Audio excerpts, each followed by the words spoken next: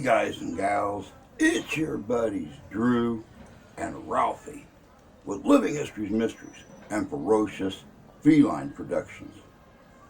You know, we're here at the firehouse getting ready for tomorrow night's premiere, Ghostbusters Frozen Empire. 2024 marks the 40th anniversary of the creation, the beginning of that franchise. And you know, I got to thinking, we get into entertainment history so much. What effect do some of these films, some of these franchises have on the world we know? So I decided to take the Ghostbuster franchise and see if maybe we can look at it from that angle. But I'm not going to go into a lot of detail about it. I'm going to let you guys check this out. This stuff is good.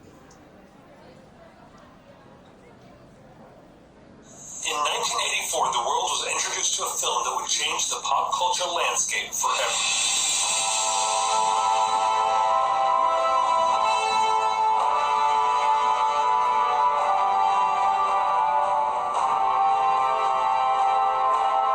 Ghostbusters, starring Bill Murray, Harold Ramis, Dan Aykroyd, Ernie Hudson, Sigourney Weaver, Rick Moranis, and Annie Potts, was directed by famed filmmaker Ivan Reitman and explored the realm of the supernatural in a comedic style with action, drama, romance, horror, and sarcastic humor. What do you mean, biblical? What he means is Old Testament, Mr. Mayor. Real wrath of God type stuff. Great! Human sacrifice, dogs and cats living together, mass hysteria.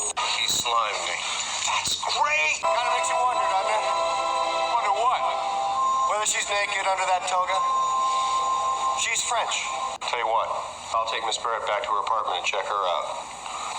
I'll go check out Miss Barrett's apartment. Everything was fine with our system until the power grid was shut off by Dickless here.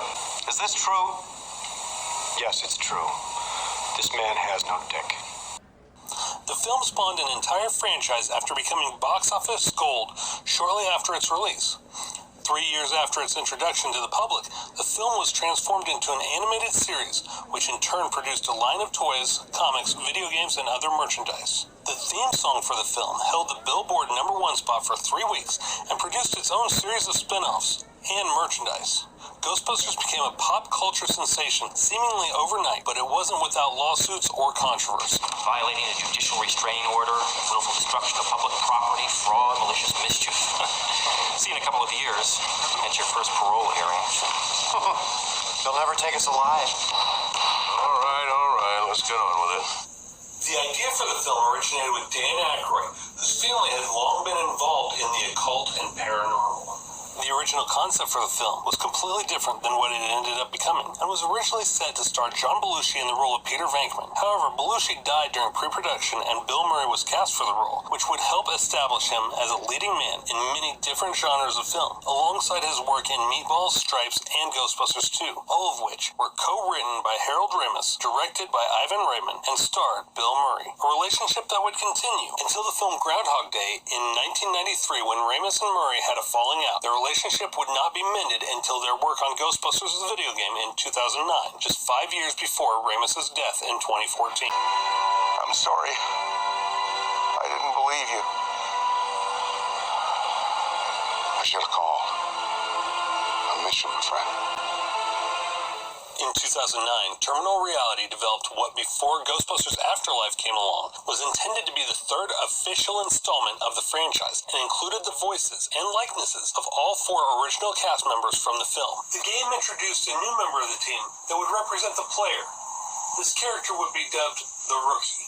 Canonically, this would secure the idea that unlike other superheroes, anyone could be a Ghostbuster. This concept actually had its origins in the original film when the character of Peter Venkman stated, The franchise rights alone will make us rich beyond our wildest dreams. it was then secured in pop culture by the king of the ghost heads, Peter Mosen, who was the first fan to begin cosplaying at public events such as conventions, premieres, tours, and autograph signings almost immediately after the first film, having been the first fan to replicate a screen-accurate proton pack and jumpsuit. It was this act of fandom which eventually helped to launch the Real Ghostbusters animated series.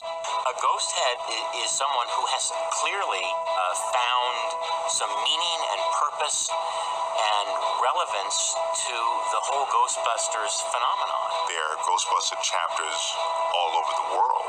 Every state has a Ghostbusters chapter with their own patch, usually incorporating the No Ghost logo and the shape of the state. Sometimes it's about doing something positive and making a difference in your community. This, however, was not the first time cosplay in general occurred, as fans of the comic strip Mr. Skygak from Mars began doing it as early as 1908. It was, however, the first time it was done in a way that established the idea that anyone could be part of the story as themselves in the role of the hero. Each one of them kind of operates a little bit differently. Some of them are more organized, some of them are a little bit looser. Going to children's hospitals or going to a child's party who has special needs and really loves Ghostbusters to kind of brighten up his day.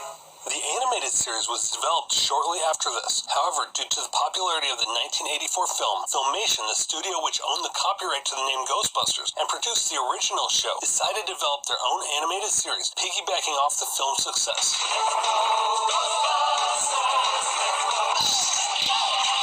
Being that Columbia Studios had not thought to secure the cartoon rights for the name, producers were forced to title their animated series The Real Ghostbusters. The series went on to become a merchandising juggernaut. The vast majority of t-shirts, toys, posters, comic books, and games that were released during this time were based upon the Real Ghostbusters animated series and not the film. Ernie Hudson was the only member of the original cast to attempt to retain the role he starred in when he auditioned for the voice of Winston in the series. However, producers chose to distance themselves from the film and cast Arsenio Hall as the voice of Winston in the first 3 seasons. However, this would begin a pop culture voice swap over the course of several years, as the voice of Peter Venkman in the animated series, Lorenzo Music, prior to Dave Coulier's addition in the 3rd season, went on to voice Garfield in the animated appearances of the character, until Bill Murray, who played Peter Venkman in the film and game franchise, took over as the voice of Garfield in the live-action films. In 1988, The Real Ghostbusters received their first comic book series in Now Comics and was later picked up by Marvel UK.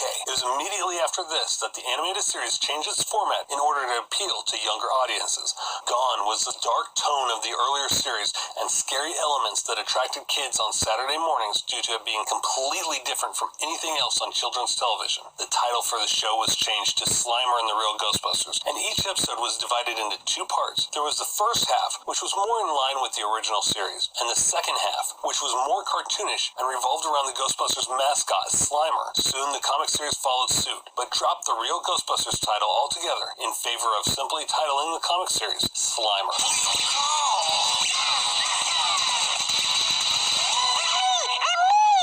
The change in the animated series and comics to a more child-friendly format was quite similar to the censorship in comics of the Silver Age. This, however, wasn't as favorable to the fans who fell in love with the series by way of its original format. It did, however, manage to achieve what it set out to do. By pulling in a younger audience, Slimer and the Real Ghostbusters filled up seasons 4 through 7 of the series and ended in 1991, with the comic book series continuing until 1992.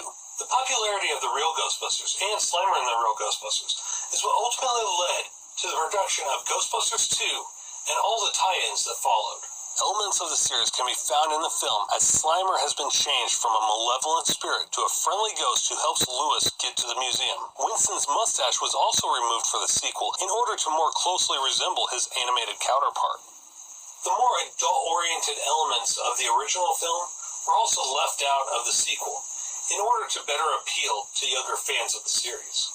The Real Ghostbusters universe would be revisited in 1997 when a sequel series was released by the name of The Extreme Ghostbusters. It was the 90s. Everything had to be extreme in the 90s. Though the series didn't receive its own comic book until IDW published the Ghostbusters 35th anniversary releases in 2019, it developed elements which would carry over into the other elements of the franchise as well as other comic books. The series won an award from the Los Angeles Commission on Disabilities for its portrayal of a paraplegic Ghostbuster in the form of Garrett Miller, who also happened to be claustrophobic. Though the concept of claustrophobia had been depicted in comics prior to this, it was generally done to characters like Storm from the X-Men, who were never really forced to confront their fears and had to rely on other teammates to save them. In Garrett's case, however, the character showed that someone could still be afraid, but it was the act of overcoming the fear that made them a hero. The idea that anyone, no matter their struggles, could be a Ghostbuster is something that carried over into IDW's Ghostbusters 101. This miniseries not only crossed over the original Ghostbusters with the Answer the Call Ghostbusters from 2016, the female Ghostbusters, but it also introduced the possibility of an autistic Ghostbuster. Though never explicitly stated in the miniseries, when I interviewed Eric Burnham and Dan Schoening during the miniseries release, Burnham confirmed it was his intention for the character to be on the autism spectrum, and that not even something like autism could stop someone from becoming a Ghostbuster. The character in the issue was Garrett Parker. According to Schoening and Burnham, they were inspired by the Extreme Ghostbusters characters Garrett Miller and Roland Jackson. It was also revealed a short time after my interview with them that Dan Aykroyd, who co-wrote the Ghostbusters and Ghostbusters 2 and played Ray Stantz, is actually on the autism spectrum himself.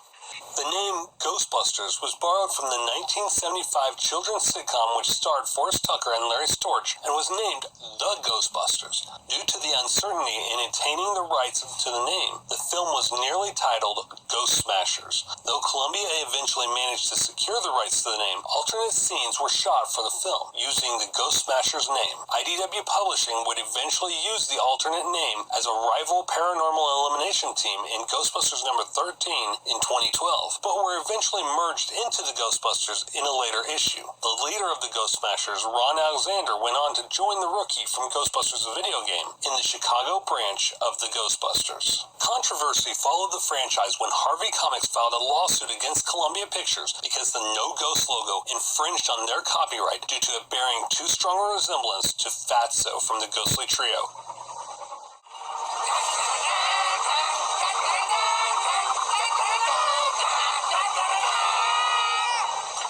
Who appeared in Casper the Friendly Ghost comics and cartoons. The characters that make up the Ghostly Trio made their first appearance in the comic book The Friendly Ghost from 1945. The court eventually ruled in favor of Columbia Pictures due to the limited ways in which a ghost could be artistically depicted. When the 1995 film Casper was released, both parties seemed to put their differences aside and allowed Dan Aykroyd to make a brief appearance near the beginning of the film as the Ghostbuster Ray Stantz in full costume.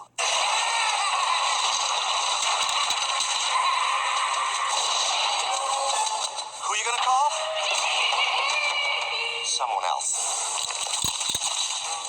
Due to the ruling of the court during the aforementioned case, the depiction of ghosts in a similar manner as the Ghostly Trio and No Ghost logo is fair use, as long as it does not present confusion with the other two copyrighted and trademark properties. Similar to the use of the No Ghost logo, the theme song for the film also presented a fair amount of legal controversy. This was due to its resemblance to Huey Lewis's song I Want a New Drug, which came out a year earlier. The case, however, was settled out of court with a confidentiality agreement being imposed. This agreement led to a new lawsuit in which the studio for Ray Parker Jr. filed suit against Huey Lewis for breaking confidentiality in regard to the settlement during an episode of VH1's Behind the Music. Unlike other superheroes and comics which require people who are extremely wealthy, have genius-level IQs, or superpowers to become heroes and villains, the thing about Ghostbusters truly is that anyone, no matter their culture, no matter their educational level, no matter their gender, age, economic background, or abilities and disabilities, anyone can be a Ghostbuster. Further, the popularity of the franchise paved the way for so-called paranormal reality shows such as Ghost Hunters and Ghost Adventures, which have become popular. The technology used in the franchise as well has also inspired many of the pseudo-tools used by paranormal investigators, as gadgets such as EMF meters are thought to be real-life versions of the PKE meter, even though the theory of use has no basis in reality. The entire concept of Ghostbusters is to face your fears, and that it's okay to be afraid, but the power is in your hands to face that fear and bust it. Though Ghostbusters didn't originate in the comics, many aspects of its longevity can be contributed to comics, either directly or indirectly. Further, as stated earlier, Ghostbusters succeeds where other franchises fail, because while not everyone can be a superhero, anybody can be a Ghostbuster.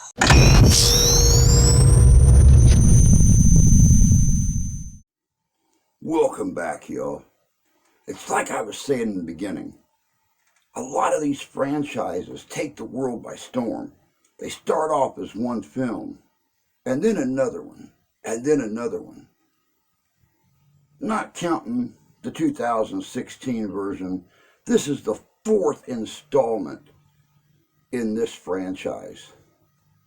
And the way that it's affected people in the paranormal, believers in the paranormal, or just fans, you know, the ones they call ghost heads.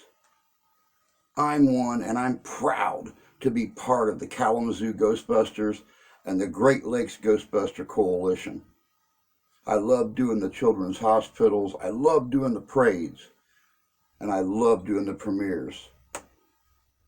Because I was 15 when this movie originally premiered.